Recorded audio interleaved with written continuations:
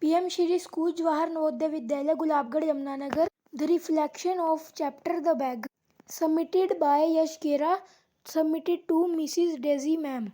A beggar stood before Sargi the advocate. He asked for something to eat. He told him that he had been a village school teacher for the last 8 years. Sargi looked at him doubtfully. He had seen him somewhere else before, perhaps in Savodya Street. He had told him then that he saw an expelled student. The beggar did not agree first, but after Sargi called his dishonest and liar, he came round. But he told Sargi that he was neither a student nor a school teacher. He sang in Russia Chor. It was hunger that compelled him to lie. Sargi offered him work to which he made excuses. But at last he consented. Sargi called out his cook Olga and asked her to give the beggar if there was any wood to be chopped. At this the beggar fell perplexed, but willing or unwilling, he followed the cook to the store. Looking at him, Olga expressed her dislike for him. Sergei looked at him while they were going.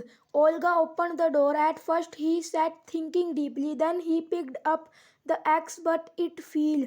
On seeing this, Sergei's anger disappeared. He presented as to why he had given the work to a weak, hungry and drunken man. Olga came and told Sergei that there was no wood to be chopped. The beggar wood came on the first of every month to Sergei, got his labor and went away. Sergei was shifting to another house. He called the beggar to help him packing, etc. After doing the job, Yashkov, it was beggar name, was called by Sergei. He handed over a slip for his friend. He requested his friend to give some writing job.